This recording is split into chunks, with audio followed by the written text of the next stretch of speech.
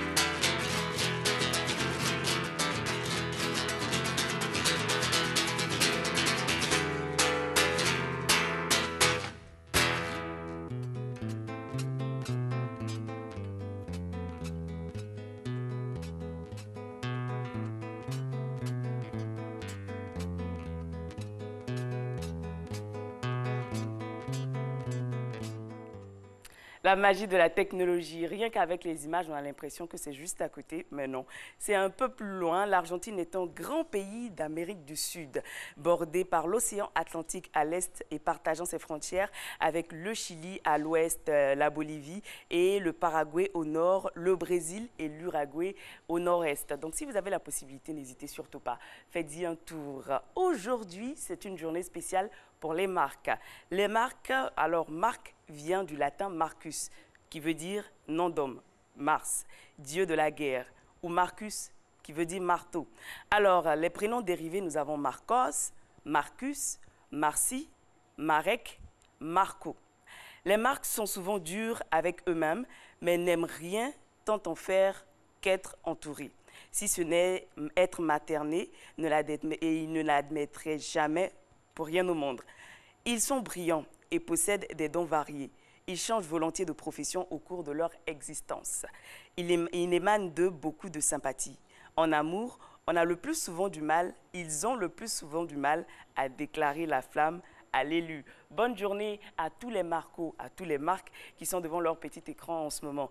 Et aujourd'hui également est une journée particulière parce qu'elle marque la journée mondiale du paludisme. Le partenariat Faire reculer le paludisme a été créé en 1998.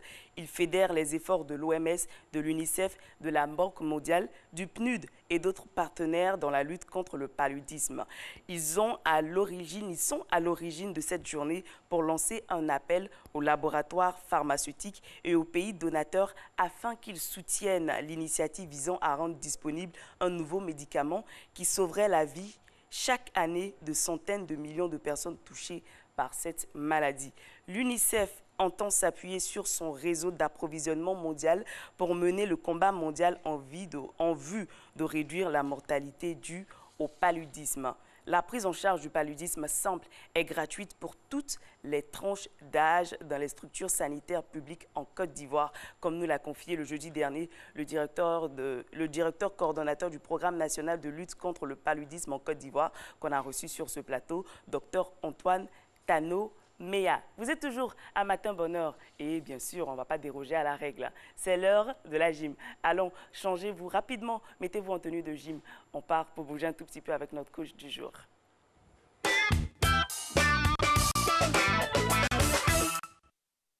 Bonjour à tous. Alors après 2 jours où nous avons travaillé énormément nos jambes, aujourd'hui je vous propose des exercices que nous allons faire pêle-mêle comme ça. Donc on va partir directement pour les échauffements. Flora, ça va? Ok, alors chez vous aussi, j'espère que vous avez la forme aujourd'hui. Ça va nous permettre de détendre justement les muscles des jambes. Donc on part, allez, avec la rotation au niveau des épaules là. 1, 2, 3, 4, 5, 6, 7, 8, 9, 10 dans l'autre sens. 1, 2, 3, 4, 5, 6, 7, 8, 9. Ok, allez, on va partir pour les ciseaux. Alors, on va sauter juste comme ça, d'accord? On va essayer de faire 20 répétitions 2 fois. Allez, 3, 2, 1, top, c'est parti. 1, 2, 3, 4, 5, 6, 7, 8, 9, 10. Gagnez bien l'ensemble abdominal. Allez, 3, 4, 5, 6, 7, 8, 9.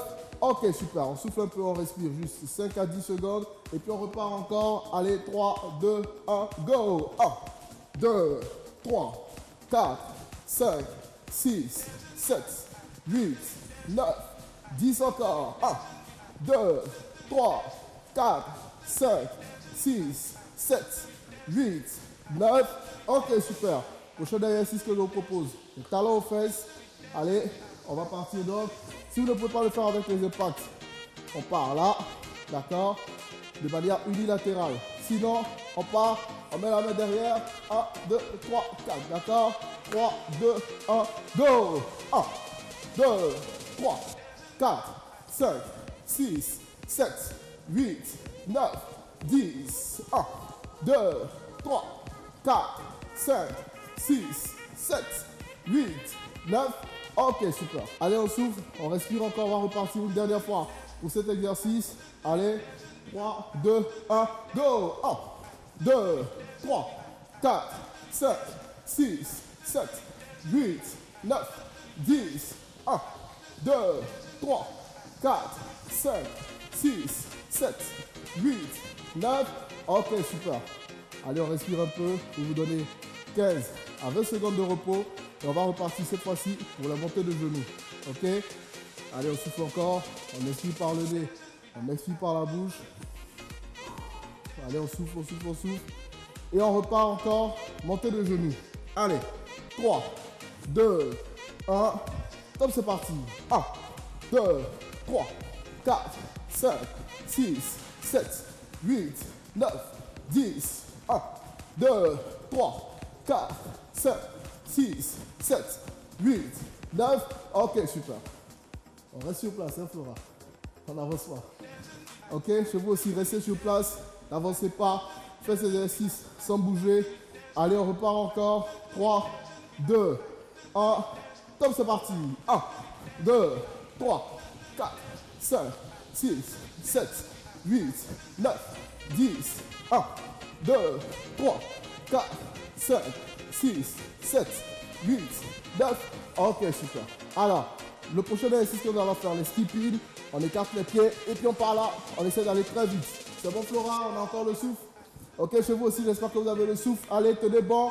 3, 2, 1, go. 1, 2, 3, 4, 5, 6, super. 7, 8, 9, 10 encore. 1, 2, 3, 4. Serrez bien la cercle abdominale. Serrez la cercle abdominale. 7, 8, 9. Ok, super. Allez, on souffle 10 secondes et puis on repart encore pour un autre passage de skipping. Allez, 3, 2, 1. Top, c'est parti. Allez, 1, 2, 3, 4. Plus dans les pieds. 5, 6, 7, 8, 9, 10 encore. 1, 2, 3, 4, 5, 6, 7, 8, 9. Ok, super. Allez, soufflez, soufflez, soufflez. Respirez. Flora, ça va? Alors chez vous aussi, j'espère que ça va, on termine. Dernier exercice, avant la conclusion, on fait que 20 jumping jack. Allez, on part. 3, 2, 1. Top, c'est parti. 1, 2, 3, 4, 5, 6, 7, 8, 9, 10 encore. 1, 2, 3, 4, 5, 6, 7, 8, 9. Ok, super. Merci à vous de nous avoir suivis. Merci Flora. Je vous donne rendez-vous demain pour une autre session de gym. Très bonne journée à vous. Restez sur RTI1. Merci coach Fabrice. Bien sûr qu'on va rester sur RTI1. Alors, si vous souhaitez perdre du poids, il est conseillé de faire du sport à jeun le matin, mais pas n'importe quel sport. Il faut faire du footing. Voilà, ça vous permettra de vite vous débarrasser de vos kilos en trop. Vous êtes à Matin Bonheur et bien sûr, à cette émission, on prend le temps de vous informer de certains événements de la route en temps réel et c'est bien sûr à travers le point route.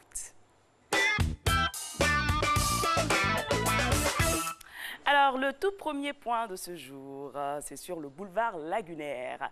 Le soleil ne s'est pas encore levé, mais le temps est clair.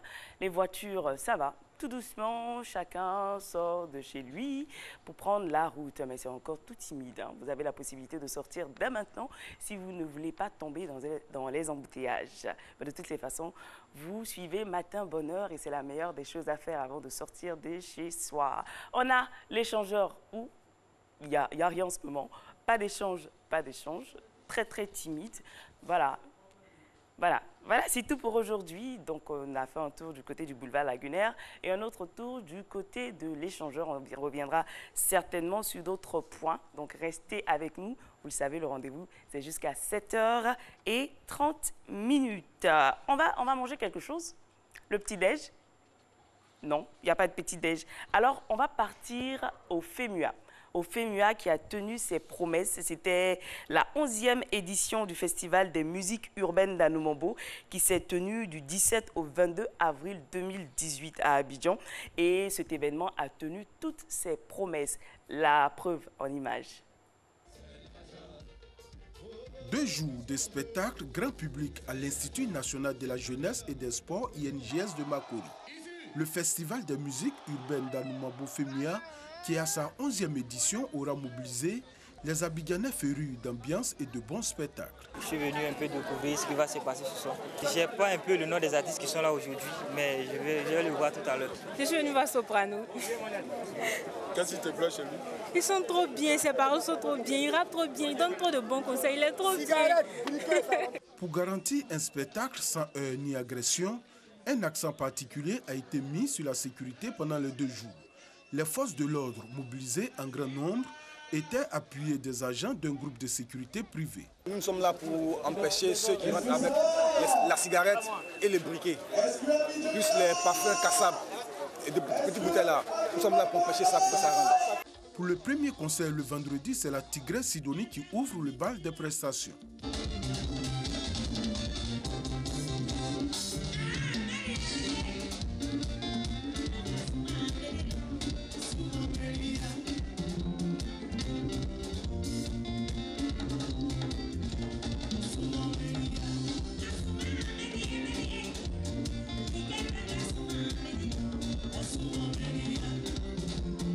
Suivront ensuite des artistes de renom comme les Maliens Mbouye Kouaté, Siriki Diabaté, le diguet ivoirien Kidjevara et autres artistes bien connus.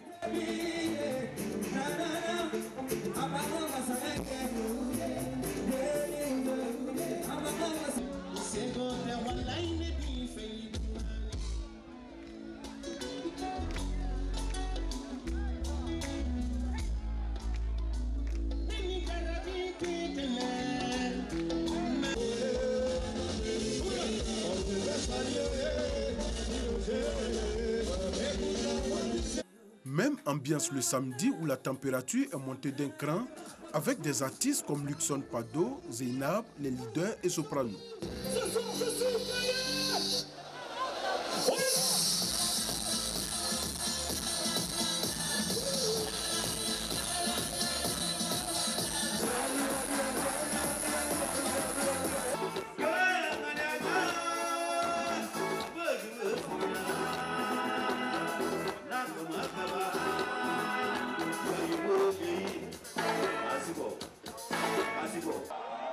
Un des grands moments de ce jour, c'est l'hommage rendu au célèbre artiste chanteur congolais Lokwa Kanza qui soufflait sa 60e bougie. Joyeux anniversaire, Lokwa Kanza. Joyeux anniversaire, Lokwa Kanza. Joyeux anniversaire, Lokwa Kanza.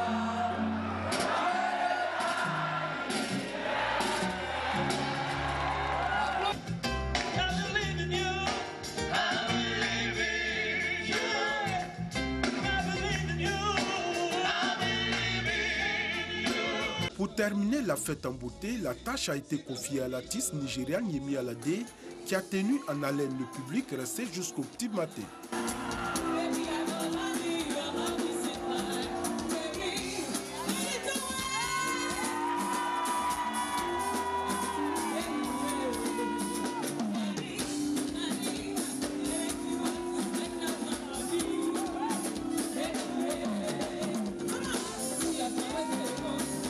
C'est dans la ville de Korogo qu'a eu lieu l'apothéose du FEMUA 11 qui aura tenu toutes ses promesses. Le FEMUA 11 et ce reportage est signé Herman Niamien. Vous êtes à Matin Bonheur et on vous l'a dit aujourd'hui, c'est la thématique famille. On parlera de comment se débarrasser de l'envie. Voilà, être envieux, comment s'en débarrasser. On en parlera avec Bernadette Asso-Nguesson. Mais pour l'heure, on parle français avec Madame Inao Zappé, notre professeure du mercredi. Bonjour professeur. Bonjour, on est ici. Alors, vous allez bien? Merci, je vais bien. D'accord, donc on va démarrer tout de suite avec vous. Oui. Non, attendez 2 minutes. On va partir en Roumanie. En Roumanie où certains parents refusent de faire vacciner leurs enfants. Pourquoi? On le regarde ensemble et on revient retrouver Madame Inao Zappé pour Parlons français.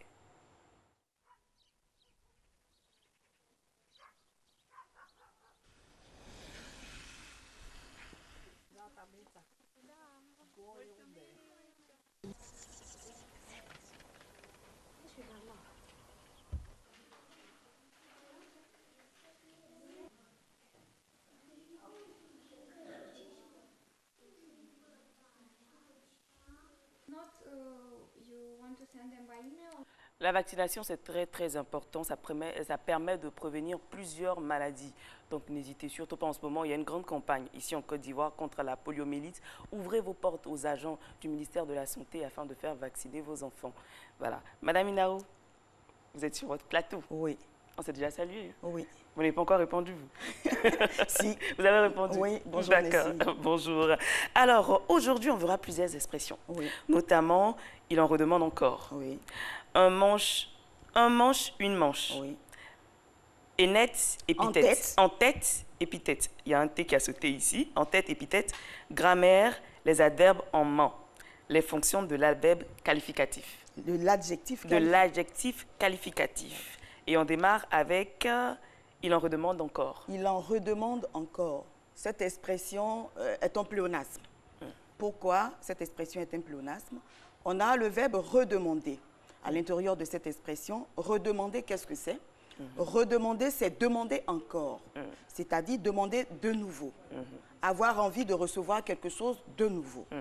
Alors l'associer avec encore, alors que redemander, c'est demander encore, c'est faire du pléonasme. Donc c'est simplement qu'on redemande, mais pas encore. On redemande ou on demande encore? Encore, simplement. Simplement. On va prendre un exemple pour pouvoir l'élucider. Elle a mangé des frites. On a notre tableau, donc vous avez la possibilité de voir. D'accord. D'accord. Elle a mangé des frites. Elle n'est pas satisfaite. Elle en redemande. OK. Ou elle en demande encore. D'accord. C'est bien compris. On a également une manche, un manche. Une manche, un manche. Il faudrait qu'on fasse la différence avec l'emploi de ces deux expressions. À quel moment l'on emploie une manche, à quel moment l'on emploie un manche. On parle de une manche relativement quand on est dans le contexte des vêtements. Donc, je prends la veste de Nessie, je pourrais dire la manche de la veste de Nessie est retroussée. On parlera encore de manche, d'une manche, lorsqu'on fait allusion à une partie de jeu. Il a participé à la manche de Scrabble qui a eu lieu il y a 2 semaines, par exemple. La manche éliminatoire. La manche éliminatoire de Scrabble qui a eu lieu il y a 2 semaines. Mais attention, lorsqu'on va parler ici de la tasse que Nessie a devant elle, on ne dira pas une manche, mais plutôt un manche. Un manche. Parce que un manche, qu'est-ce que c'est? C'est la partie d'un outil ou d'un instrument par laquelle on saisit cet outil ou cet instrument. Donc, il faut faire très attention dans l'emploi. Le manche à balai. Le manche à balai. Le manche de la porte. Ou une poignée de la porte. C'est la même chose. Oh, non. Attention, on a le manche et dans le contexte de poignée, parce qu'au niveau du poignet, on a le poignet et une poignée. Voilà. Donc, dans le contexte de la porte, on parlera d'une poignée de porte. Dans le contexte de manche, on parlera des manches de la porte. De la porte. Donc, il faut faire très attention avec l'emploi de ces deux expressions pour ne pas faire de confusion. Et la suite, c'est avec les en-tête épithètes. En-tête épithètes. Il faut dire que ces deux expressions-là, généralement, on les emploie avec des déterminants qui ne sont pas commodes. On va parler de faux amis ici en littérature. L'en-tête, comme on aime bien prononcer ce mot, avec un article qui est élidé, cela fait qu'on ne sait pas s'il est du genre féminin ou il est du genre masculin. Il faut faire très attention. L'en-tête qui renvoie à la partie initiale, soit d'une lettre ou encore d'une annonce, l'en-tête s'emploie avec l'article masculin. Donc, on dira un en-tête. Désormais, je vous en prie, chers téléspectateurs, on ne dira pas une en-tête, mais c'est plutôt un en-tête. D'accord. Voilà. Quand on parle de courrier, c'est plutôt un en-tête. Un en-tête du courrier. Du courrier. OK. Par moments, on dira que ça ne sonne pas bien aux oreilles. Mais attention, c'est l'article qui concorde à ce mot. C'est du français. Oui. Et on parle français. D'accord. Ensuite, on a l'épithète. L'épithète, je l'ai choisi parce que juste après, nous allons entrer en grammaire avec les fonctions de l'adjectif qualificatif. L'épithète est un mot qui est du genre féminin. Il faudrait que nos téléspectateurs et nos élèves le retiennent. On ne dit pas un épithète, mais plutôt une épithète. Donc désormais, détachez-vous du genre masculin quand vous voulez utiliser le mot épithète. C'est une épithète. D'accord, une épithète. Et on parle grammaire maintenant. On parle grammaire. Les adverbes en main. Les adverbes en main. On va donner la formation de ces adverbes-là à nos chers élèves qui nous suivent pour qu'ils sachent comment est-ce qu'un adverbe en ment se forme. On a l'adverbe en ment. Pour l'avoir, il faut d'abord faire référence à l'adjectif qualificatif. Et lorsqu'on prend l'adjectif qualificatif, il faut simplement s'intéresser au féminin de l'adjectif qualificatif. Lorsqu'on a le féminin de l'adjectif qualificatif, à ce féminin, on ajoute juste le suffixe ment. Et on a l'adverbe en ment. Je vais prendre un exemple. On a l'adjectif lent. Quand on le garde au masculin, on ne peut pas dire lentement. Donc, on le passe au féminin, on aura lente qui va donner lentement. On a l'adjectif noir. Noir, quand il est masculin, il n'y a pas de E à la fin. Quand il est féminin, on a un E. On va le transformer en adverbe, on aura noirement. Noirement. Voilà. Qu'on utilise rarement. Oui, qu'on utilise rarement d'ailleurs. C'est plutôt... On a blanc, oui. On passe au féminin, on a blanche. On a blanchiment. Ah, j'ai failli dire blanchiment. Blanchiment, c'est différent de blanchiment. Blanchiment, c'est un nom. Blanchiment, c'est l'adverbe qui sort de blanc. Blanc, d'accord. On a également, on va prendre deux autres exemples. Deux autres exemples. On a gentil, on va le passer au féminin, mais gentil fait partie des exceptions. On ne verra plus les deux L. Les deux L vont disparaître pour laisser la place simplement à un I qui va donner gentiment. Et le contraire de gentil, méchant. Méchant. Méchante. Méchamment. Mais attention, avec méchant, nous ne sommes pas dans les adverbes en ment, mais plutôt des adverbes en ment. En ment. Cette fois-ci, avec méchant, l'adverbe va doubler, la consonne M va doubler. Comment cet adverbe-là se présente-t-il? Comment se forme-t-il? Pour lui, les adverbes en ment, on s'intéresse au masculin des adjectifs qui font leur terminaison en an, le an qui est soit ENT ou ANT. D'où méchant, on ne dira pas méchantement si on prend le féminin. Donc, on gardera le masculin pour passer à l'adverbe. Au niveau du an, les deux dernières consonnes vont sauter, c'est-à-dire le N et le T, et laisser la place à un M, et on aura méchamment, avec deux M. Ah, voilà qui est intéressant. On a bruyant, comme un autre exemple, bruyant. Quand on passe à l'adverbe, on a le NT de bruyant qui va sauter, pour laisser la place à un M, on aura bruyamment. Voilà. Et la suite, c'est les fonctions de l'adjectif qualificatif. Les fonctions de l'adjectif qualificatif qui, généralement, ne sont pas maîtrisées par certains élèves. L'adjectif qualificatif, il faut le dire, a trois fonctions. Nous parlerons de la fonction d'épithète. Donc, l'adjectif qualificatif peut être une épithète. On a l'adjectif qualificatif qui peut être un attribut du sujet. On a l'adjectif qualificatif qui peut être apposé. Ah. À quel moment l'adjectif qualificatif est attribut du sujet? Lorsqu'il est séparé du sujet par un verbe d'état. Les verbes d'état, nous avons le verbe être, le verbe paraître, le verbe sembler. Je prends un exemple. Cette fille paraît belle dans le fond. Cette fille paraît belle dans le fond. On a belle qui est l'adjectif qualificatif, qui est séparé de cette fille qui est le sujet par le verbe d'état, le verbe être. Et donc, on a ici la fonction de l'adjectif qualificatif qui est attribut du sujet. D'accord. Ensuite, la fonction d'apposé. On a souriante. Elle rentre dans son bureau.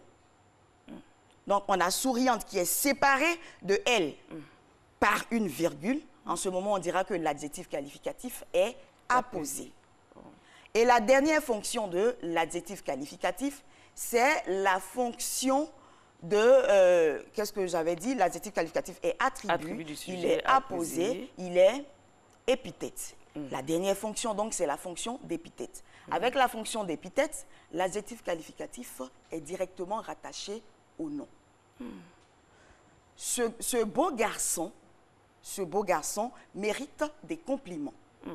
On a beau et garçon qui sont rattachés, rien ne les sépare. En ce moment, l'adjectif qualificatif est épithète. Épithète. Ok. On va récapituler rapidement. Donc, on rappelle que juste après Mme Inao Zappé, Hamza Diaby sera avec nous pour le journal télévisé. On n'aura pas de météo. Donc, juste après elle, on passera immédiatement au journal télévisé. Donc, on va récapituler très rapidement. Mme Inao Zappé. Bien. Au niveau des expressions, on a parlé de redemander encore. On n'en redemande pas encore, on en redemande simplement ou on demande encore. Ensuite, manche. Au niveau de manche, on parle de une manche lorsqu'il s'agit des vêtements ou d'une partie de jeu. Un manche pour les instruments, pour les outils. Ensuite, on a en-tête et épithète. En-tête est un mot masculin et épithète est un mot féminin. On a l'adjectif qualificatif. L'adjectif qualificatif a 3 fonctions. La fonction d'épithète, la fonction d'apposé et la fonction d'attribut du sujet. Voilà.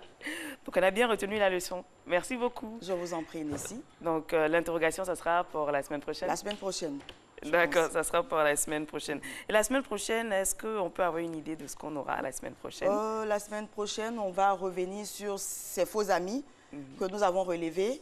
Comme manche et manche, nous allons donner quelques faux amis pour permettre à nos téléspectateurs de ne pas employer les mots avec les articles qui ne concordent pas. D'accord. Et puis, la semaine prochaine, on va revenir sur l'utilisation de la forme élidée et aussi de la forme euphonique. On a l'exemple de... La forme élidée. Élidée. Et euphonique. Euphonique. On a l'exemple de « donne-moi-en un ». Donne-moi-en un, qui n'est pas correct au niveau de la langue française. On va y revenir la semaine prochaine pour pouvoir édifier un peu plus nos téléspectateurs pour que cette expression-là soit réellement dans son contexte. Dans son contexte, d'accord.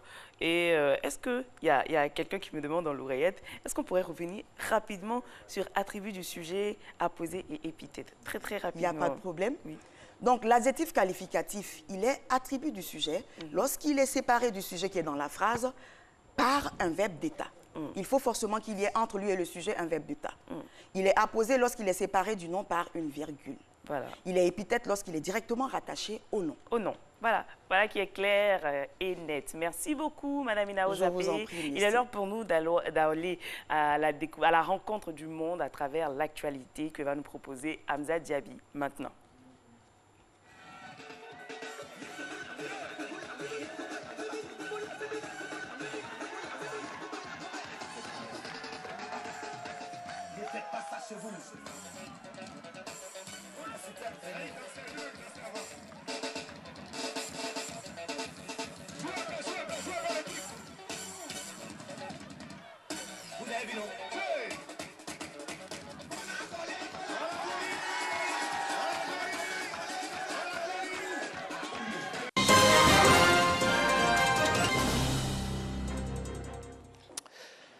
Bonjour mesdames et messieurs, bienvenue dans ce 6h30. Le vice-président de la République, Daniel Kablan-Duncan, a reçu hier mardi au palais de la présidence de la République une délégation chinoise en mission en Côte d'Ivoire. Les échanges sont essentiellement portés sur le renforcement des relations sino-ivoiriennes. Le reportage est signé Jérôme Kofi Aboulin. Une délégation chinoise forte d'une vingtaine de membres. En mission en Côte d'Ivoire dans le cadre du renforcement des relations entre les deux pays, cette délégation de haut niveau a été reçue ce mardi 24 avril 2018 au palais présidentiel par le vice-président ivoirien Daniel Kablan-Duncan. Nous avons eu des échanges ce matin sur l'approfondissement de la coopération sino-ivoirienne et nous avons beaucoup apprécié le développement des relations bilatérales entre la Chine et la Côte d'Ivoire et nous sommes d'accord pour faire progresser davantage notre coopération bilatérale en matière de production industrielle en s'appuyant sur la mise en œuvre des projets prioritaires dans la coopération industrielle. Et sur ce point-là, nous avons dégagé un large consensus après des échanges et des discussions très approfondies.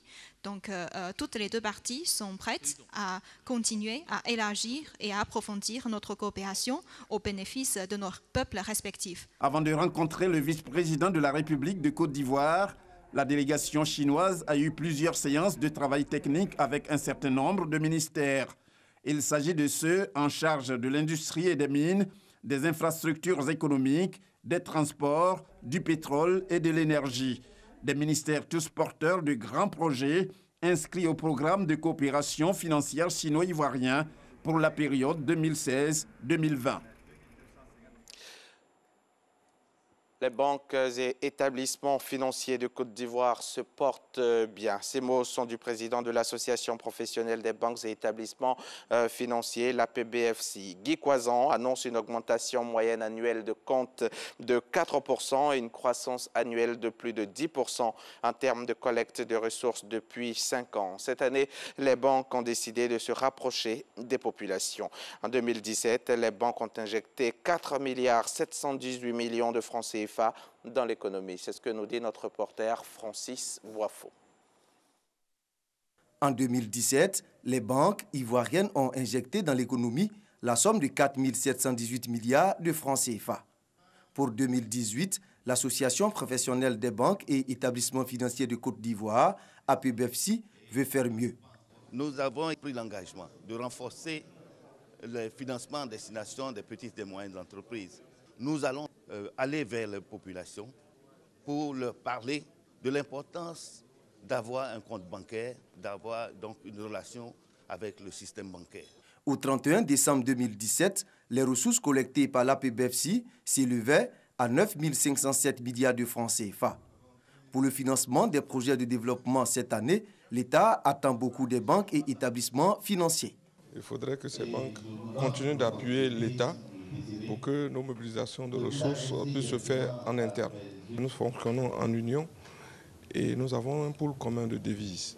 Les banques doivent de plus en plus faire en sorte que les ressources issues des recettes d'exportation puissent être rapatriées pour alimenter ce pool commun de devises. L'État souhaite que les banques essaient de voir, dans la mesure du possible, à la baisse les taux d'intérêt qui accompagnent ces crédits qui sont alloués, toutes choses qui devraient permettre aux acteurs économiques d'aller de l'avant.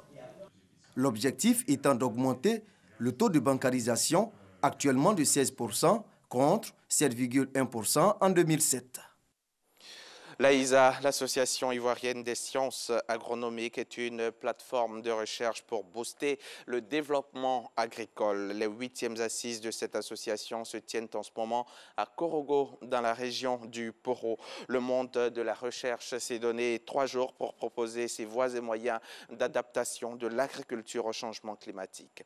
Changement climatique, agriculture durable et innovation en zone de savane, cadre de la région du Poro. Voilà le thème des travaux qui se sont ouverts hier mardi. C'est le ministre de l'Enseignement supérieur, Liramata Bakayoko, qui représentait le Premier ministre Amadou Gon Coulibaly, parrain de ces 8e assises. On en parle avec notre reporter sur place, Léon Brou. Pénurie d'eau, perte de récoltes en zone ivoirienne de savane, des phénomènes provoqués par les variations des paramètres climatiques de la vie d'agronomes. Les présentes assises, les 8e de l'Association ivoirienne des sciences agronomiques, donc pour trouver les issues scientifiques, techniques et technologiques qui assurent la durabilité et la productivité agricole dans cette zone de savane au climat soudanien malgré le changement climatique. Les innovations sont déjà au niveau de la matière de recherche. C'est donc de leur transférer toutes ces technologies qui sont déjà connues et qui sont déjà maîtrisées ailleurs, afin qu'ils puissent changer leur méthode culturelle, par exemple. Il y a des nouvelles ressources qui sont déjà disponibles, qui sont adaptées à la période de sécheresse, qui peuvent être cultivées. Participent à ces assises enseignants-chercheurs, chercheurs, agronomes et techniciens d'encadrement, 200 au total que soutiennent le ministère de l'Agriculture et le parrain de ces assises, le Premier ministre Amadou Gon Coulibaly. Son représentant, le ministre de l'Enseignement supérieur, salue la reprise des activités de l'AISA, toute chose pour que l'agriculture reste le moteur de l'économie ivoirienne par sa capacité à répondre aux défis. Le développement économique et social de la Côte d'Ivoire repose fondamentalement sur l'agriculture. Ce secteur représente 28% du PIB, 50% des recettes d'exportation et 2 tiers des sources d'emploi et de revenus de la population. Cependant, face au changement climatique, l'agriculture en Côte d'Ivoire reste confrontée à des défis majeurs. En effet, les pollutions environnementales, les engrais et les pesticides chimiques entraîne une réduction des sols cultivables et partant donc du rendement agricole, notamment dans la zone soudano-sahélienne de la cité du Pôle. Entre autres partenaires de ces assises, dont les conclusions sont attendues pour ce 26 avril 2018, l'Université de Korogo et le Centre d'excellence africain sur le changement climatique. L'OIPR, l'Office ivoirien des parcs et réserves, multiplie les actions dans le cadre de la préservation du parc national de la Comoé. À cet effet, un atelier bilan de ces actions a été organisé en collaboration avec de nombreux partenaires et il en ressort que plus d'initiatives doivent être prises en faveur des populations riveraines, seul moyen pour réduire les agressions dans le parc. Lansine Bakayoko. Le parc national de la Comoé, c'est 1 149 150 hectares de biodiversité inscrits au patrimoine mondial de l'UNESCO depuis 1983. Cette richesse naturelle, la Côte d'Ivoire et ses partenaires internationaux s'investissent pour la préserver pour les générations futures. L'Office ivoirien des parcs et réserves, OIPR, chargé de la gestion du parc de la Comoé, a mis en place des programmes. Le but, empêcher toute action de l'homme visant à dégrader le parc. Pour y parvenir, 62 microprojets estimés à 300 millions de francs CFA ont été élaborés au bénéfice des populations riveraines. 5 localités sont concernées par ces microprojets: Nassian, Bouna, Teini, Kong et Dabakala. Les 300 millions de francs CFA devront servir à construire des écoles, des forages, des centres de santé, ainsi que la création de fermes avicoles et piscicoles et d'usines de transformation du karité. Mais déjà, l'OIPR peut compter sur l'appui de la coopération allemande qui a dégagé 25 millions de francs CFA pour la surveillance du parc de la Comoé. Le directeur de la zone nord-est de l'OIPR, Roger Kwadioyao, et son équipe entendent poursuivre ces efforts car le parc national de la Comoé et celui de Taï marquent la volonté de la Côte d'Ivoire de préserver l'environnement et de promouvoir le développement durable.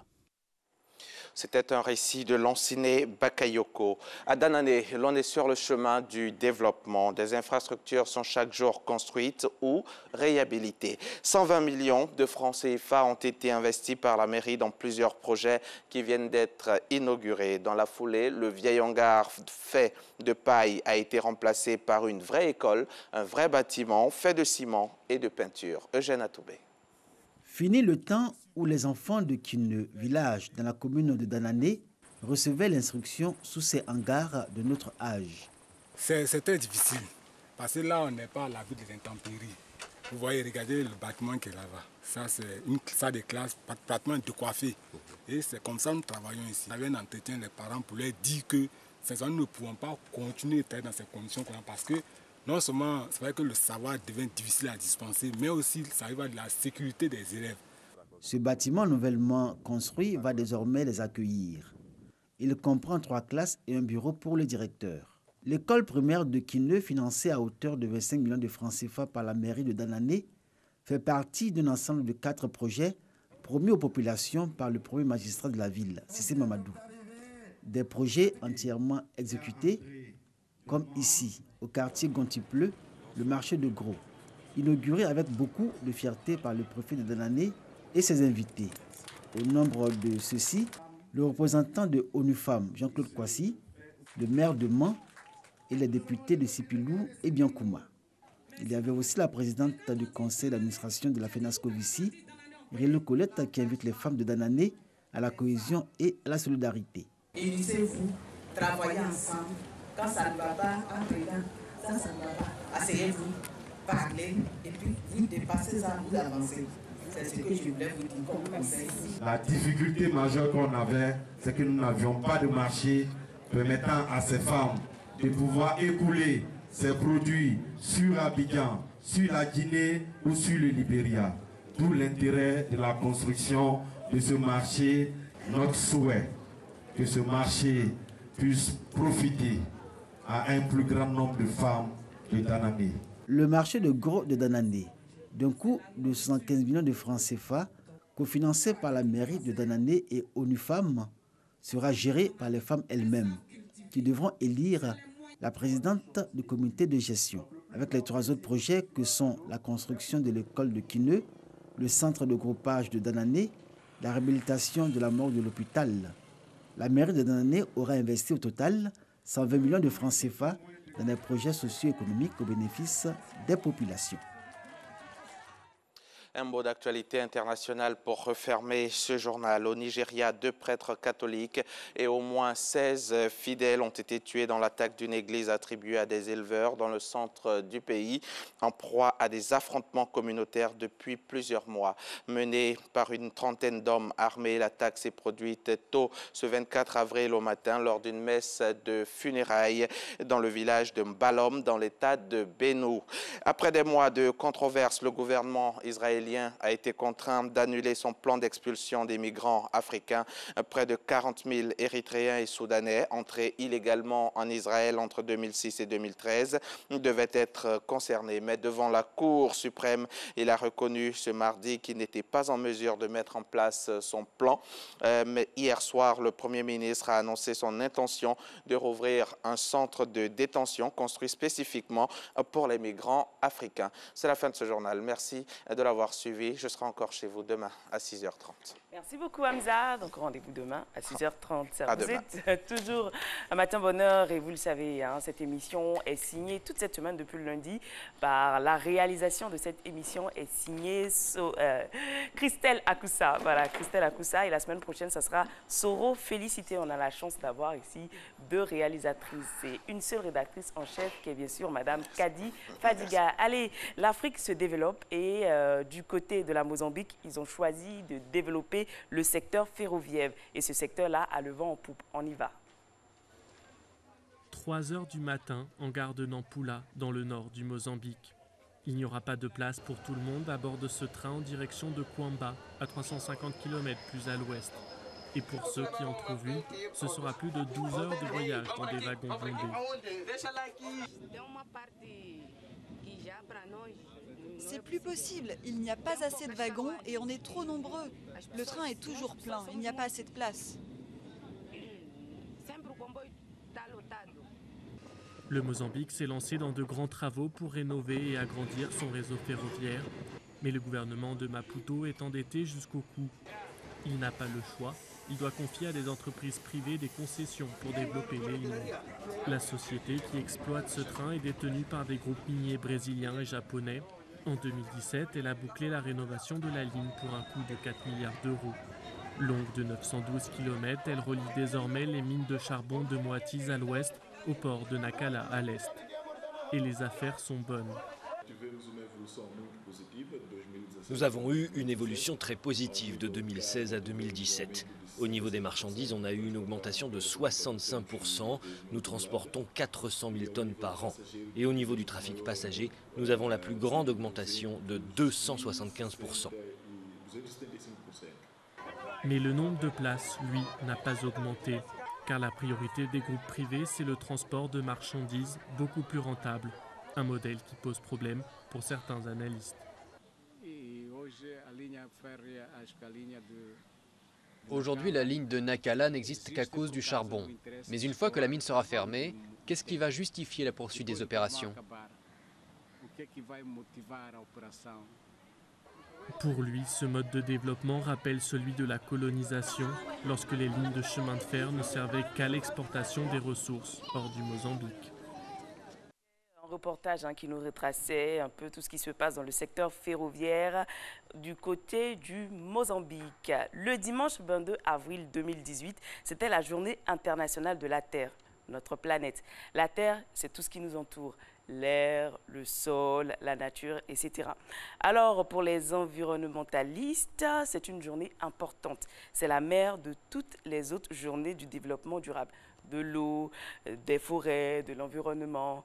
Et dans un monde avec près d'1 milliard de personnes, cette journée aurait été célébrée. Mais de quelle manière?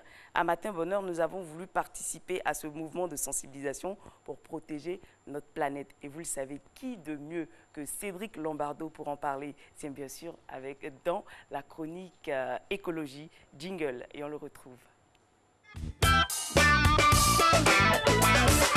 Alors aujourd'hui, nous parlerons de la Journée internationale de la Terre et de son thème « Stopper la pollution plastique ». Bonjour. Bonjour Nessie. Vous allez bien? Très bien, je vous remercie. Vous avez de bonnes nouvelles pour nous? J'ai de bonnes nouvelles pour vous. Alors aujourd'hui, on va parler de la journée de la Terre. Donc malheureusement, il y aura une partie bilan un petit peu de ce qui s'est passé. Et une fois de plus, on va présenter des informations qui sont alarmistes, mais on présente ces informations qui doivent vraiment nous interpeller parce qu'on cherche les solutions qui vont aller avec. Donc la journée de la Terre, c'est important pour vous? La journée de la Terre, vous l'avez très bien dit en introduction, c'est la première journée de sensibilisation internationale sur tout ce qui nous entoure en matière d'environnement, en matière même de développement durable. Et donc son importance, c'est qu'elle nous permet de réunir pratiquement toutes les sciences du climat, comme on l'a vu tout à l'heure avec des activités qui ont eu lieu à Korogo sur agriculture et développement durable, les sciences de la forêt. Tout à l'heure dans le journal, on avait encore une autre activité sur l'OIPR et la protection du parc. Donc la journée de la Terre, c'est là où toutes les sciences du développement durable vont se réunir.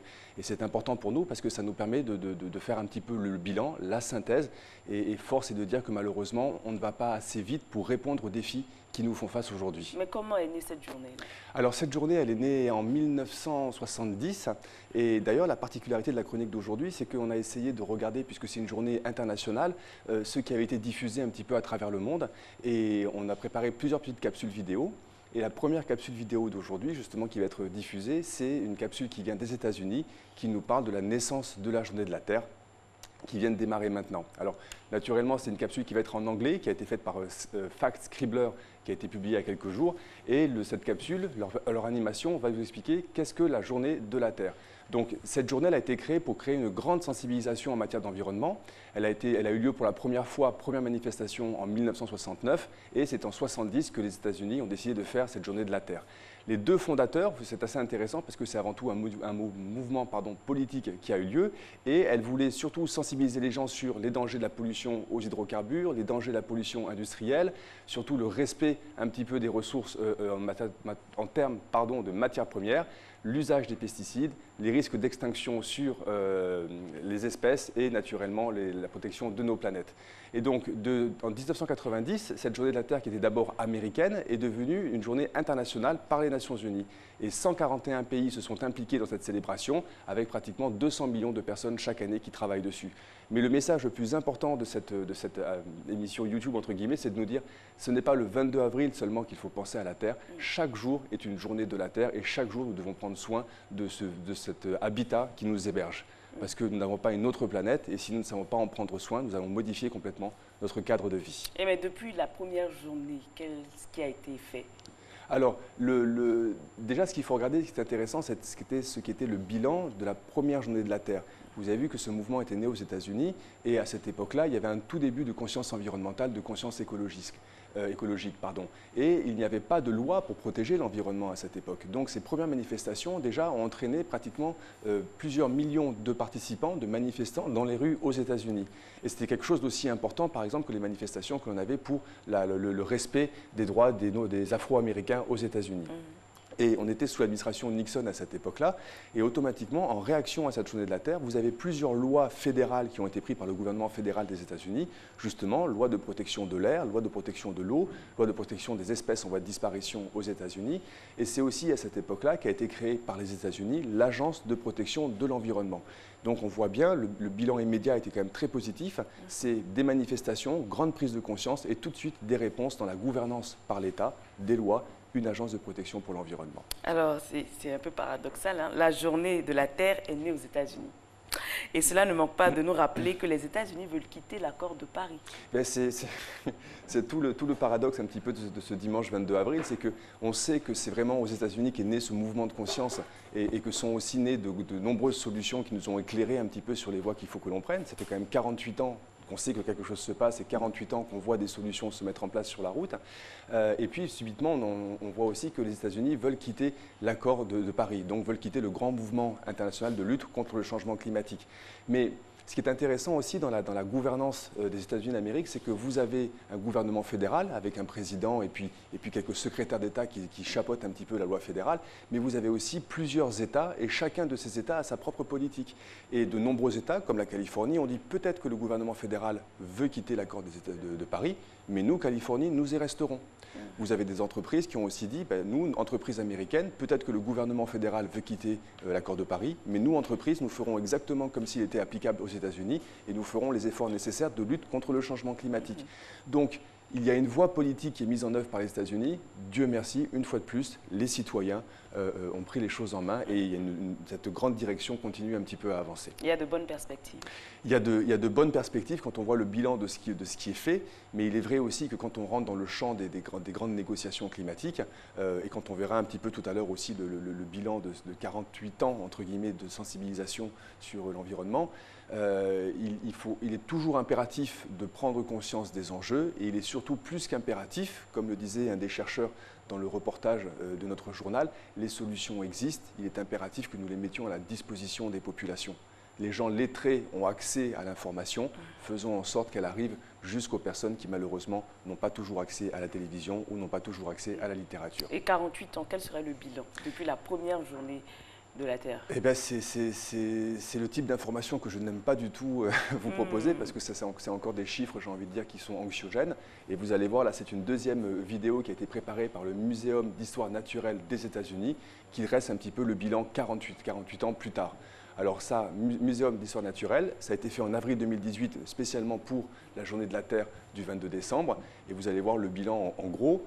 Alors de nouveau, j'insiste, oui, c'est grave, mais surtout, prenons conscience des défis pour apporter des solutions. Donc, entre 1970 et 2018, la population a été multipliée par 2. Nous avions 3,7 milliards d'habitants sur Terre. Nous sommes aujourd'hui 7,6 milliards d'habitants sur Terre. Ça veut dire qu'aujourd'hui, nous produisons 21% de plus de gaz polluants dans l'atmosphère qu'il y a 48 ans. Nous consommons 60% de plus de nourriture, nous consommons beaucoup plus de fuel et regardez, plus 495% d'augmentation des voyages. Ce qui fait qu'entre 1970 et 2018, les émissions de gaz à effet de serre sont de 1,2 milliard de CO2 dans l'atmosphère. Vous avez 93% de cette chaleur qui a déjà été absorbée par les océans. Et si les océans commencent à augmenter, qu'est-ce qui va se passer? Vous avez naturellement une augmentation de la planète déjà de 0,6 degrés Celsius minimum qui est constatée à l'échelle mondiale. On se rend compte en ce qui concerne donc la fonte des glaces, glaces de terre, glaces de mer, que 13,2% par an de nos glaces disparaissent tous les 10 ans. Ici, c'est une animation sur l'élévation du niveau de l'océan, déjà 14,4 cm d'élévation du niveau de l'océan. En termes de vie animalière, ici on parle du corail, vous avez 50%, la moitié du corail sur la planète qui a déjà disparu, qui a déjà été perdu. En termes de matière plastique, on se rend compte que la population mondiale crée 15 fois plus de plastique. Et malheureusement, ces plastiques, qu'est-ce que nous en faisons? Nous les jetons. Et vous vous rendez compte que vous avez 150 millions de tonnes de plastique qui ont déjà été accumulées dans les océans. Et là, on nous dit, pour rire un petit peu, hein, c'est comme si c'était 80 fois la taille de toutes les grosses baleines que vous aviez dans l'océan. Donc, ça vous montre quand même que nous avons un impact qui est très important. Et là, c'est vraiment ce qu'on peut faire de pire en matière d'environnement. 90% du stock des ressources halieutiques a disparu de l'océan. Et on est dans un état de surpêche, et vous avez déjà aujourd'hui des pêches qui sont extrêmement difficiles, comme le requin, comme le thon. Et je suis sûr que si vous posez la question aux pêcheurs de Grand Laou, aux pêcheurs de Grand Bassam, aux pêcheurs de Mohamed, ils vous diront tous la même chose. Quand on tire les filets, il n'y a presque plus rien dans la pêche artisanale en Côte d'Ivoire. Ce bilan mondial est alarmant. Il est alarmant. Et la Côte d'Ivoire alors? Alors ça, c'est vivement qu'on passe à des nouvelles positives. Malheureusement, pour la Côte d'Ivoire, qu'est-ce qu'on va dire? On a déjà fait un petit peu le bilan ici. On s'est rendu compte, vous vous souvenez, on avait montré la carte de la déforestation. La Côte d'Ivoire n'a pratiquement plus de forêts pour des raisons d'agriculture, pour des raisons de développement. On a dû sacrifier nos forêts, mais il ne nous en reste plus. Donc, de nouveau, la Côte d'Ivoire a eu le taux de déforestation le plus élevé de la planète entre 1990 et 2015. Le plus élevé de la planète. Je veux dire, il faut prendre conscience un petit peu de ce genre de choses. C'est alarmant. C'est alarmant, et vous venez de le dire. Donc, le bilan que l'on fait, quand on regarde tous ces faits, tous ces chiffres les uns après les autres, vous regardez les résultats de la pêche, vous regardez l'évolution de la pluviométrie. La Sodexam était passée la semaine dernière, on voit que la pluie n'a toujours pas retrouvé l'intensité en termes de durée dont nous avons besoin. Donc oui, le bilan est alarmant, mais ce qu'il faut aussi voir, c'est qu'il y a des choses qui se passent. Et je reviens encore, j'ai adoré le journal de tout à l'heure qui est passé à la télévision, puisque vous avez eu 2 émissions de sensibilisation sur les enjeux du développement durable et les enjeux du changement climatique. Donc là, ouais, je reprends le sourire. Après le bilan alarmant, le plus important, c'est que nous savons. nous agissons. On a vu agriculture et changement climatique dans le nord de la Côte d'Ivoire. C'est extrêmement important d'apprendre aux paysans ces nouvelles pratiques agricoles qui vont respecter l'environnement, puisque vous avez bien vu que l'environnement n'est pas en bonne santé. Donc, et les paysans savent encore mieux que quiconque quels sont les marqueurs de l'environnement qui montrent que oui ou non, la production est en train de fonctionner. Donc, le plus important pour nous, c'est, on connaît les défis, il faut les voir les yeux, vraiment droit dans les yeux, voir ce qui est en train de se passer. Et le plus important de tout, c'est l'alliance du politique, du secteur privé et de la société civile pour apporter le plus vite possible des solutions qui vont nous permettre de changer un petit peu ces choses-là. Et je fais encore un dernier petit point. Vous avez vu que pratiquement 90% de la ressource halieutique, donc les poissons dans l'océan que nous pêchons, a quasiment disparu. Mais dans ce cas-là, faisons simplement des aires de repos où la pêche sera interdite, où on mettra des coraux artificiels, où on mettra des habitats artificiels pour les poissons, où ils iront se reproduire, où on les protégera sans pêche, et quand ils seront grands, ils quitteront ces habitats artificiels, ils iront dans les zones de pêche et nous pourrons les pêcher. On sait ce qui ne va pas, on sait ce qu'on doit faire. De grâce, faisons-le le plus vite possible. Et vous nous proposez même une vidéo sur la pollution plastique des océans. Oui, absolument, parce que le thème de la Journée mondiale de la Terre 2018, c'est « Arrêtons la pollution plastique ». Et la pollution plastique, c'est quand même quelque chose qu'on connaît bien en Côte d'Ivoire et aussi un sujet sur lequel on est actif, puisqu'il y a une loi contre la production des sachets plastiques. Elle se met en place progressivement. Certains acteurs ont arrêté pour passer aux sachets papier. D'autres acteurs continuent avec les vieux sachets en plastique noir. Bien sûr, quand ils verront toutes ces informations, j'espère qu'ils changeront de comportement. Et donc, les sachets plastiques ou les déchets plastiques sur Terre, on les voit. Mais là, le but du jeu, c'est de vous montrer dans cette troisième vidéo qu'est-ce qui se passe avec les déchets plastiques dans l'océan, puisque ça, c'est quelque chose qu'on ne voit pas. Cette vidéo donc, nous vient un petit peu, c'est un mélange qu'on a fait, ça vient des Nations Unies dans un premier temps. Chaque année, l'homme produit 300 millions de tonnes de plastique. Et voilà ce qui se passe sur nos plages. Vous avez des déchets plastiques qui sont des sacs plastiques, des bouteilles de plastique. Et tout ça, si on a de la chance, ça va finir dans des décharges. Mais malheureusement, on se rend compte que parfois, les gens n'ont pas toujours le bon comportement. Ici, vous avez une décharge plastique, donc naturellement, les gens vont pouvoir récupérer ce plastique et le recycler. Mais lorsqu'on a des personnes qui vont jeter le plastique dans la plage, voilà exactement ce qui se passe. Votre bouteille plastique va se retrouver tout simplement à dériver et vous vous rendez compte qu'avec les courants qui vont se former, elles vont d'abord se concentrer dans certains endroits, elles vont même former des continents de plastique et au bout d'un moment, avec quelques petits courants, elles vont continuer à se déplacer tout le long de la planète Terre. Et vous savez qu'un plastique, il faut 400 ans pour qu'il se détruise s'il n'est pas préparé. Et aujourd'hui, vous avez 7 continents de plastique, entre guillemets, qui se sont formés dans l'océan. Et le plus important de tout, c'est le continent dans le Pacifique Nord. Mais vous voyez que chacune de taches bleues, ce sont des endroits où les courants de l'océan sont en train de se réunir. Et vous avez donc des déchets plastiques en forte quantité qui sont en train de se réunir. Et ça, c'est une vidéo qui a été faite par Rich Horner, donc, qui est un plongeur qui était là à Bali. Et vous savez que Bali, ça fait vraiment partie de ce qu'on appelle les plages de rêve sur notre planète. Et ce monsieur, en fait, il était parti faire des études sur le comportement du corail. Et en nageant, qu'est-ce qu'il s'est rendu compte? Il a pris conscience de l'état de la pollution plastique dans les océans. Alors, vous voyez ici une raie manta, mais quand tous ces poissons ou toutes ces tortues sont en train de nager dans les océans, ben, qu'est-ce qui se passe? Parfois, elles vont se retrouver prisonniers dans les sachets plastiques. Et même il y a quelques semaines de ça, on a retrouvé un cachalot qui était mort sur les plages. Et à l'intérieur de l'estomac de ce cachalot, quand on voulait comprendre pourquoi est-ce qu'il était mort, on a retrouvé 29 kilos de plastique dans son estomac. Et il était simplement mort d'une inflammation due à l'absorption des matières plastiques. Donc, jeter quelque chose dans l'océan, ou c'est comme jeter quelque chose dans les caniveaux à ciel ouvert de la Côte d'Ivoire, ça disparaît peut-être de vos yeux, mais attention, ça rentre quelque part, ça va s'accumuler quelque part et ça aura des conséquences quelque part. Et on a vu aujourd'hui, vous avez une quantité vraiment trop importante de plastique dans l'océan. On a, je crois, celui qui se trouve au niveau du Pacifique fait quasiment 3 fois la taille de la France.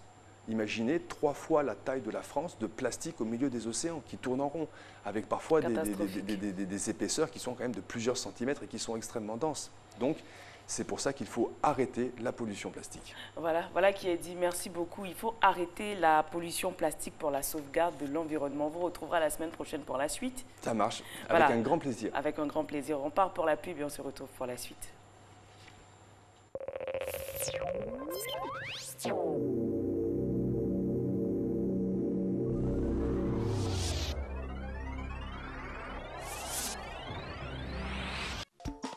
Le collège Descartes a 50 ans. Et oui, 50 ans. L'ensemble du groupe Descartes, composé du lycée international Descartes, programme français et ivoirien de l'école EGES, vous convie aux cérémonies 250 qui se tiendront du 25 au 28 avril 2018 à Abidjan. Anciens du collège Descartes et de EGES, vous êtes tous attendus pour prendre part à ces festivités. Venez vivre des moments inoubliables. Contact 0905 12 70 03 96 30 26 08 35 53 39.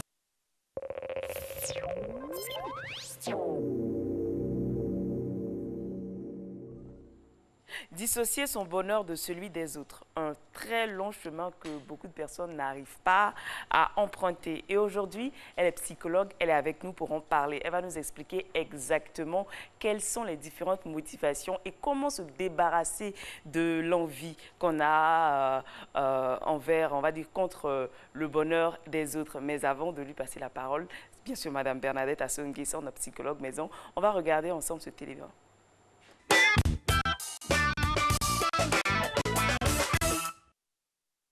L'envie, une émotion que tout le monde ressent de temps à autre, que ce soit en amitié, en amour ou au travail. Mais d'une personne à une autre, on assiste à des degrés d'intensité.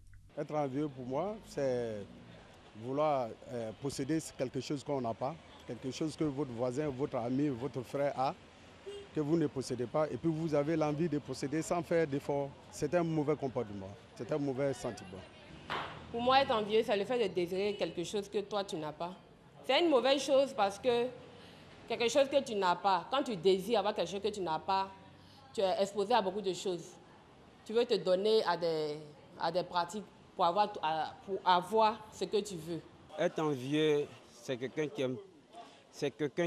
qui est jaloux d'une personne. C'est très mauvais d'être envieux. Parce que être envieux peut amener une personne à aller détruire la vie d'une personne. L'envie est sans doute l'un des sentiments les plus inavouables, car s'avouer envieux, c'est révéler notre insatisfaction et notre impuissance. Alors, le résultat de ce ressentiment peut devenir à la longue problématique si le bon dosage n'est pas opéré. C'est pas bon quand tu dois par exemple tuer pour devenir riche, tu dois voler pour devenir comme ton ami, c'est pas bon. Mais c'est bon quand tu t'armes de courage pour dire, bon, il a une voiture, alors moi je dois me battre pour acheter aussi une voiture. Il y a des personnes, à l'envie, ils ont vendu la maison de leurs parents pour pouvoir aller en Europe. Et à la dernière minute, ils ne sont pas partis. C'est bon si tu prends le bon côté. C'est mauvais si tu prends le mauvais côté. Ça dépend de où tu mets tes pieds. J'ai connu une amie, c'est une camarade. Et elle voulait forcément faire comme les jeunes filles de la ville. Parce que vous voyez, et donc elle a quitté le village et allée s'installer en ville. Mais parce qu'elle aussi, elle voulait paraître. Et elle a commencé à faire les rues, les trottoirs. Qu'est-ce que vous voyez? Mais finalement, elle est morte du VIH. C'est sujet à deux facettes. Il y a un bon côté, il y a un mauvais côté. Le bon côté, en tout cas, je peux demander à tout le monde d'être envieux dans ce sens-là. Est-ce que vous voyez? C'est-à-dire, mais chercher à avancer en regardant l'autre. Qui pourrait affirmer de n'avoir jamais envié les autres? Personne. Mais quand on se sent mal aux accomplissements et aux réussites des autres, mieux vaut dissocier son bonheur de celui des autres. Un long chemin, certes, mais déjà positiver sa vie et se réjouir du bonheur des autres. Un grand pas sera franchi pour se libérer de ces vieux démons. Bonjour Madame Bernadette. Bonjour Madame Bernadette, ça fait pas très correct. D'accord, Madame Nguessan. Voilà. Vous allez bien? Oui, très bien, merci. D'accord. D'où vient cette sensation que les autres ont toujours une vie meilleure que la nôtre? Parce que c'est par là que commence l'envie. Oui, cela procède de ce que nous avons été conçus dans cela. Et donc, cela nous poursuit. Nous parlions tantôt de ce que, dans le sein, quand nous portons une grossesse en tant que femme, nous imaginons un certain nombre de choses pour cet enfant déjà à naître. D'accord? Nous investissons cet enfant de nos fantasmes. Nous disons, nous le voulons ainsi, nous allons le vouloir comme ceci. Nous prévoyons déjà une certaine vie pour cet enfant-là. Donc, nous imprimons en notre enfant qui est en notre sein un certain nombre de désirs, un certain nombre de choses. Cet enfant va naître avec cela. Parce que nous allons même jusqu'à parler à l'enfant de ce que nous voulons. Toi, tu seras. Toi, tu seras. Toi, il faudra. Toi, ainsi de suite. L'enfant enregistre ces choses-là. En sortant, ces choses ne sont pas immédiatement perceptibles, mais l'enfant est déjà imprégné de tous ces sentiments que nous lui avons communiqués étant déjà dans le sein de la maman. Et cette chose va se développer naturellement. Si vous avez programmé déjà à la naissance de votre enfant qu'il devra faire ceci, qu'il devra devenir cela, dans l'éducation que vous allez lui donner, vous allez le conduire à cela. Donc, vous allez renforcer par votre éducation, dans l'éducation que vous allez lui donner, ce que vous avez déjà installé quand il était dans votre sein. En grandissant, cet enfant-là va se trouver à adopter un certain nombre de comportements que lui-même ne comprendra pas, mais peut-être parfois ça peut être très positif. Si c'est positif, tant mieux pour tout le monde. Cet enfant donc aura des envies qui vont le porter à désirer, à être grand, à faire des choses bien, à accomplir des bonnes choses pour sa vie, pour sa famille et pour la société. Voilà donc d'où peut venir donc l'envie. L'envie. Voilà. D'accord. Il y a également la jalousie. Il faut faire oui, la différence. Il faut faire absolument. L'envie et la jalousie, ce sont deux choses très différentes. Tout à fait différentes. L'envie, qui a été assez bien définie par l'élément que nous avons vu, l'envie, c'est donc de vouloir, c'est une émotion. Je perçois quelque chose qui n'est pas à moi, et donc je veux avoir cette chose-là. J'ai envie donc de posséder cette chose-là, d'accord, qu'elle soit à moi. Mais l'envie aussi peut être quelque chose qu'on a déjà et qu'on désire révéler. Par exemple, ce matin, vous voyez bien le look que j'ai à bord. Oui, vous êtes très belle. Merci. Ces bérets, je les avais, d'accord? Mais l'envie m'est venue de les remettre au goût du jour parce que j'ai vu Diane, je me permets de la nommer, laborer la semaine dernière. Vous voyez? Donc, cette envie, c'est de révéler quelque chose que j'ai déjà. Pas envier ce qu'elle a, mais parce que je l'ai déjà, mais de le révéler. Donc, l'envie, voilà, deux niveaux d'envie qui n'ont strictement rien à voir avec la jalousie. La jalousie est beaucoup plus malsaine. D'accord. La jalousie, c'est donc sur le mode défensif. D'accord? Je possède quelque chose et quelqu'un veut me ravir ce que j'ai. D'accord. Donc, cela va envoyer naturellement donc, la défense, d'empêcher qu'on m'enlève ce que j'ai. D'accord, on en reparlera certainement une autre fois, peut-être la semaine prochaine. Aujourd'hui, oui. On va rester sur l'envie. Voilà. À quel moment il faut s'alarmer? Parce qu'on a des copines quand on était plus jeune, même jusqu'à présent, il y a des personnes, quand elles voient quelque chose que vous arborez, elles veulent cette chose-là. Par exemple, ah, tu as une belle chaussure, je veux cette chaussure. Tu as un joli sac, je veux ce sac. Tu as un joli t-shirt, je veux ce t-shirt-là. Cette personne, elle est envieuse ou pas? Ah non, manifestement, elle est envieuse. Et toute personne est envieuse, d'accord? Nous avons vu les deux niveaux d'envie. Juste une envie de révéler quelque chose ou l'envie de posséder ce que l'autre n'a pas. Mais cette envie de posséder ce que l'autre n'a pas va jusqu'à quel niveau? De quels moyens, quelle disposition je prendrai pour posséder cette chose-là? Est-ce que cela va devenir quelque chose qui va complètement anéantir et même désorienter mes objectifs de vie? Ou bien c'est juste quelque chose qui va dans l'objectif de vie que je me suis fixé ou qui m'a été fixé et que je dois atteindre? Et donc, la personne que j'envie me sert plutôt de modèle, me sert plutôt de catalyseur, quelque chose qui va m'impulser, qui va me motiver à atteindre un objectif qui est forcément profitable à tous. Oui, avoir envie de quelque chose, c'est une excellente chose. C'est une bonne émotion quand nous savons la maîtriser, quand nous savons la contrôler. C'est ne pas la contrôler qui devient difficile. Quand vous voulez systématiquement posséder tout ce que vous voyez, où tout ce que vos sens vous permettent donc de constater, alors cela devient une maladie. Ne pas pouvoir s'arrêter, ne pas pouvoir se fixer des objectifs ou des interdictions ou des limites, à vouloir tout posséder, c'est cela qui devient dangereux. Si vous avez une belle chaussure, que je veux juste avoir cette belle chaussure, je peux, en me recadrant sur mes objectifs, parce que je n'ai pas les moyens aujourd'hui de m'acheter cette chaussure, en me recadrant sur mes objectifs, en ce que j'ai déjà d'autres chaussures que je peux porter, je peux juste me contenter de dire, vous avez une très belle chaussure. Et ces personnes qui vont jusqu'à vouloir la chaussure. Alors, c'est cela. Quels sont les objectifs de vie? Cela, l'envie que vous portez à cette chaussure vous dévie de votre objectif initial, de ce que vous avez des choses à construire. D'accord? Si vous laissez donc les objectifs de vie à construire pour vous focaliser et pour déporter toute votre énergie et toutes vos valeurs ou tout ce que vous possédez, à posséder jusqu'à aller voler ou emprunter, ça c'est le moindre mal, emprunter donc cette chaussure à votre ami pour paraître, pour porter cette chaussure à vos pieds, pour satisfaire donc cette pulsion qui est née de l'envie, cela est malsain.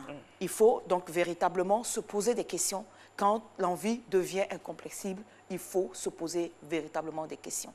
Entre envier juste pour en servir de modèle ou de catalyseur pour avancer et être envieux au point de vouloir passer à la phase de la jalousie, parce que comme je ne peux pas posséder, je vais mûrir donc des sentiments négatifs pour prendre cette chose-là, c'est-à-dire aller l'emprunter.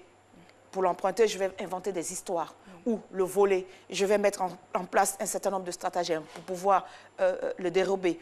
Ou peut-être à vouloir voler autre chose, de l'argent, pour pouvoir aller l'acheter en ville.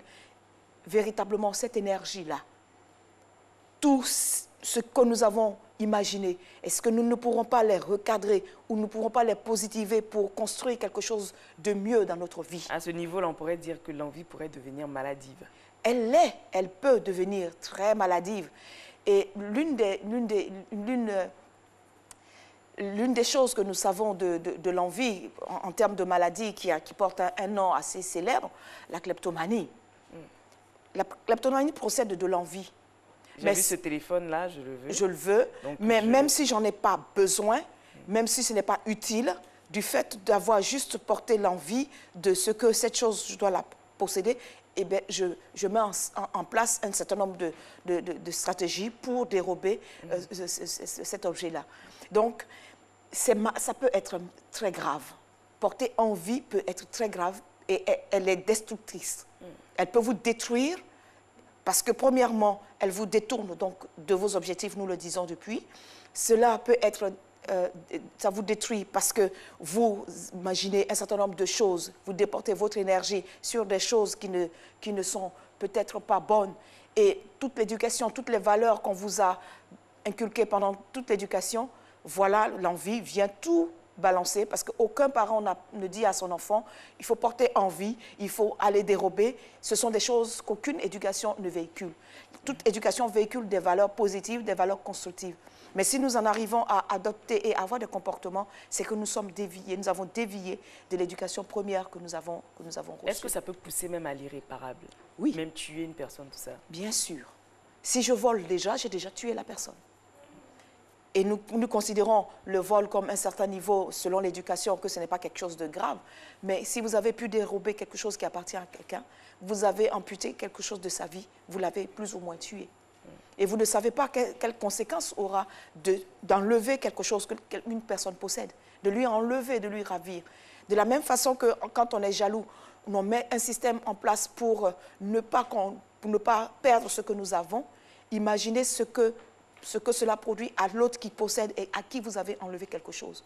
Donc, si vous enlevez et que vous ne pouvez pas restituer, ce que vous ne pouvez pas remplacer, vous tuez d'une certaine façon. Donc, l'envie peut amener à des actes irréparables et très dommageables pour sa propre vie, pour son environnement et même pour sa société. Mais l'envie grandit au fur et à mesure que l'envieux grandit, mais ça commence plus jeune.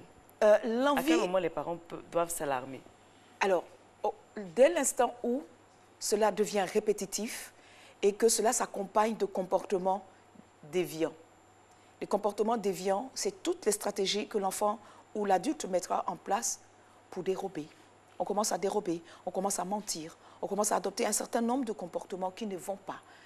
Et vous vous rendez compte bien dans les affaires de vos enfants qu'il y a des choses que vous ne leur avez pas données. Si vous ne leur avez pas donné, qui le leur a donné? Comment est-ce que ces enfants ont pu avoir toutes ces choses-là? Ils sont toujours avec les affaires de leurs camarades. De leurs camarades. C'est le téléphone de mon camarade, c'est la chaussure de mon camarade. Oui, on me l'a donné, ma tata m'a donné. Mais il faut, quand votre enfant commence à vous dire « ma tata m'a donné » ou « c'est pour mon ami », aller jusqu'à cet ami pour dire « j'ai retrouvé donc le téléphone, ce téléphone-ci, et mon fils ou ma fille dit que vous lui avez donné ou vous lui avez prêté. » Vous verrez la réponse. En ce moment-là, vous allez vous rendre compte que c'est effectivement peut-être un échange où il m'a demandé, ça fait un moment qu'il me demande qu'il veut l'avoir, il a même pleuré pour ça, et donc j'ai dû lui donner, il a dit qu'il allait me rendre. Vous allez vous rendre compte de ce qui se trame véritablement. Il ne faut jamais rester silencieux ou indifférent à ce que l'enfant dit. Je veux ceci, maman je voudrais, ou papa je voudrais. Il faut toujours être attentif, et même l'envie déjà naît dans le milieu familial, avec ses frères et ses sœurs, dans l'environnement immédiat qui est la famille dans laquelle il vit. L'enfant peut porter envie à ce que la maman fait, à ce que le papa fait. Nous avons aussi cette célèbre, ce que nous appelons le complexe d'Édipe. Ça vient de l'envie. Je vois ma mère qui reçoit du père toute l'affection, toute la tendresse et tout cela. J'ai envie de cela. J'ai envie que mon père me regarde comme il regarde ma mère. Donc, je m'installe dans cela. Et l'Édipe non résolu peut conduire à des situations très graves où le conflit que nous appelons dans le développement normal de tout enfant, le passage de l'Édipe, si cette Édipe est mal résolue, vous allez voir cette jeune fille qui grandit, et cette rivalité avec sa mère grandit et demeure jusque dans sa vie de couple, au point où elle ne peut pas construire elle-même un véritable foyer, une véritable maison. Elle ne peut pas, parce qu'elle est restée focalisée sur cette envie à devenir comme maman ou à être mieux que maman.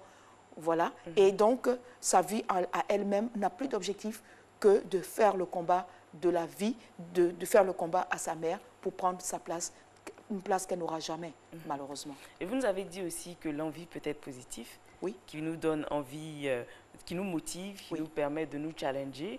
Mais à quel moment ça devient nuisible? Parce que vouloir chaque fois se comparer aux autres pour pouvoir soi-même se positionner, est-ce qu'après ça ne devient pas toxique pour nous-mêmes? Alors, en toute chose, il y a des limites. Quand une personne devant vous porte envie, vous portez envie à cette personne par rapport à son rang social, par rapport à sa profession et tout cela, cela est motivant de ce que je vais lui demander et voir comment est-ce qu'il travaille. Par exemple, à l'école, demander à celui qui est très bien dans une matière, m'aider à avancer.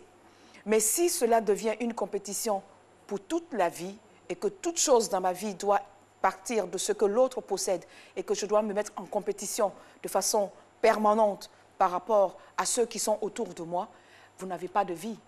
Vous ne vous construisez pas, vous vous détruisez. Sans le vouloir, inconsciemment, vous avez mis en place un système de suicide auquel vous n'avez pleinement pas conscience parce que vous pensez que l'autre est mieux que vous, l'autre est supérieur à vous et vous vous dévalorisez et vous vous méprisez et vous vous infériorisez. Cela peut conduire à des situations très déviantes et très graves où je vais me mettre donc en bataille contre les autres.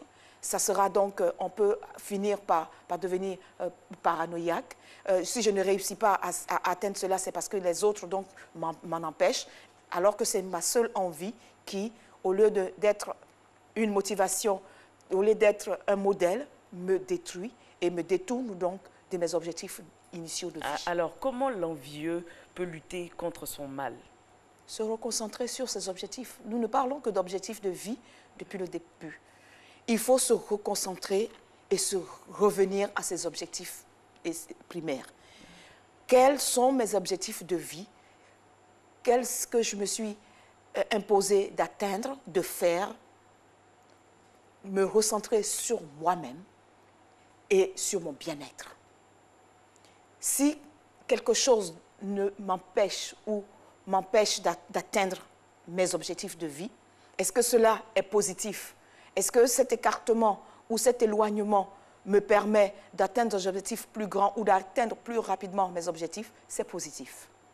Mais si cela me détourne complètement et absorbe toute mon énergie pour me conduire à des choses qui vont me retarder dans mes objectifs, alors je l'abandonne et je reviens à ce qui était mon objectif au départ. Et cela suppose que l'envieux a pris conscience de son mal. Il faut pouvoir prendre conscience. Généralement, quand nous sommes envieux, nous sommes toujours conscients.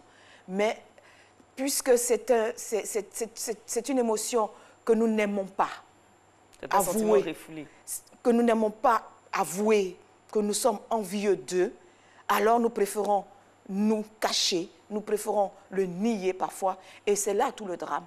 Si nous nions que nous sommes envieux, nous allons nous y installer et trouver des stratégies plus complexes encore pour devenir de plus en plus envieux, pour posséder de plus en plus, mais en essayant de tout cacher à notre environnement.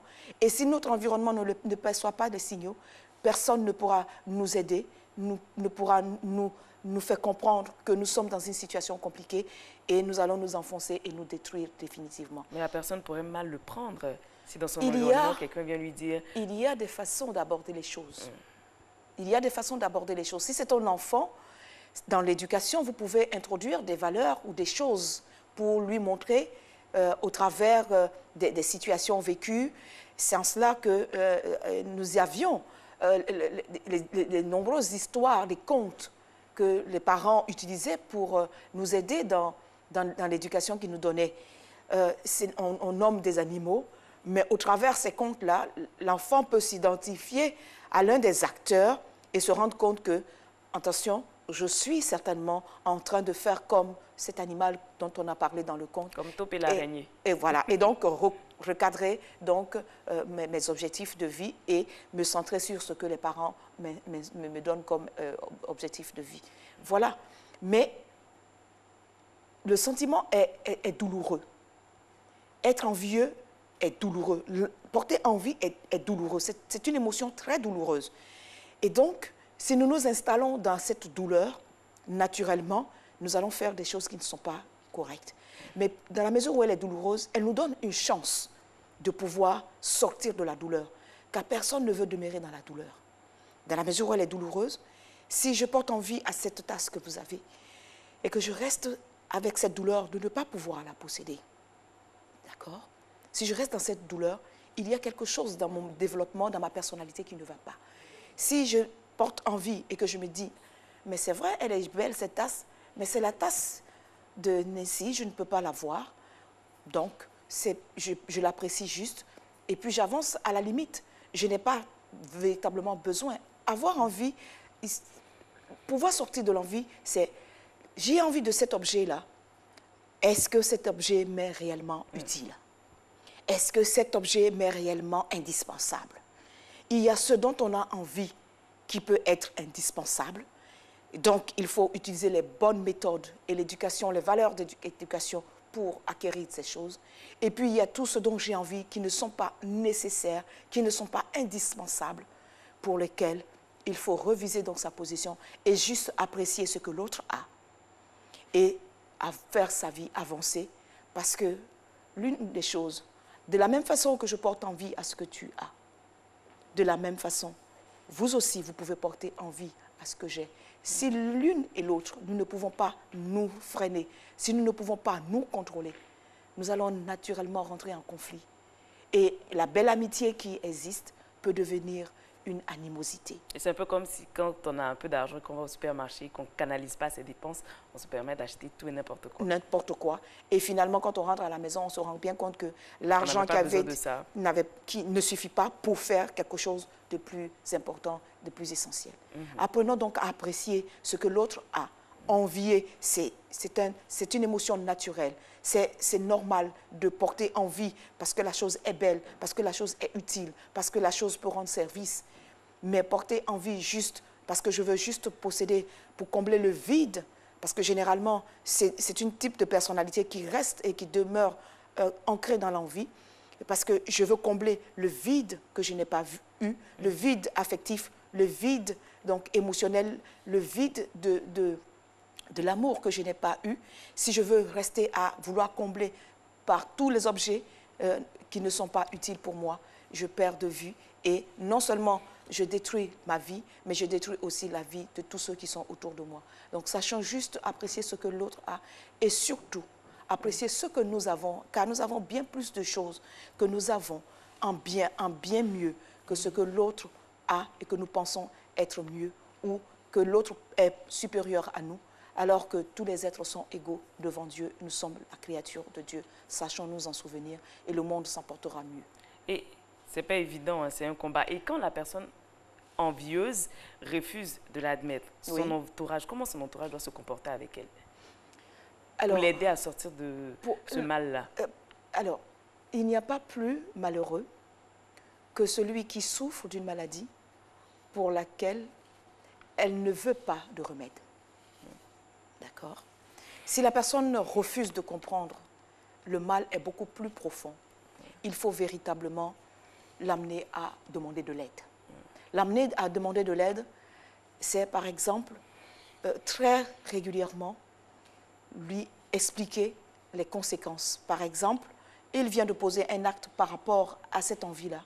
Les conséquences sont là. L'amener à regarder les conséquences de l'acte qu'il vient de poser. Vous avez convoité ceci, et à force de cette convoitise, voilà ce qui est arrivé. Est-ce ce à quoi vous vouliez arriver? Donc, l'amener progressivement et par toutes les stratégies possibles. Si c'est une personne qui aime la bagarre, vous n'y allez pas aller avec la bagarre. Vous y allez y mettre beaucoup d'amour. Une personne qui ne veut pas guérir de cela, c'est une personne qui est dans un mal-être très profond, qui a vraiment besoin d'amour. Et donc, le remède essentiel, ça sera de lui porter beaucoup d'amour. Et en lui apportant beaucoup d'amour, avec des gestes de cadeaux, des gestes. Le cadeau n'est pas forcément un objet. Le cadeau, ça peut être juste le geste affectif, le prendre dans les bras, lui dire des mots gentils, le valoriser. Parce que quand on se dévalorise, généralement l'envieux procède de ce qu'il a vécu dans une situation d'une mère qui l'a dévalorisé tout le temps et un père complètement indifférent. Et donc l'un dans l'autre, cette personne se retrouve à construire une personnalité qui est dévalorisée dès le départ. Une accumulation de frustration. De frustration. Et donc, cette personne est en souffrance permanente. Il faut pouvoir donc redonner l'amour dont la personne a eu besoin. Les gestes affectifs, les mots affectifs, le langage affectif, pour parler beaucoup plus complètement, de parler de langage affectif, parce que le langage n'est pas seulement verbal, mais tous les gestes qui expriment l'amour. Et ainsi, cette personne va apprendre à se valoriser, lui montrer que ce qu'elle a déjà est déjà bien. Quand elle fait quelque chose de bien, la valoriser par rapport à cette chose-là. Et même par rapport à son physique, par rapport à ses résultats scolaires ou à ses avancées au niveau professionnel. Tout ce que la personne fait peut être sujet à être valorisé. Donc, aimons-nous nous-mêmes et sachons qu'en nous, nous avons un dépôt merveilleux, des choses bien merveilleuses que nous possédons et que, assurément, la personne que nous envions nous envie aussi. Voilà, et c'est sur ces mots qu'on va se dire au revoir. Merci beaucoup pour ces précieux conseils. On espère que vous avez bien pris note. C'est très important de rester vous, de prendre conscience et connaissance de vos capacités et de ne surtout pas envier les autres. Allez, restez RTI 1. On se donne rendez-vous demain sur le même canal. Au revoir. Au revoir.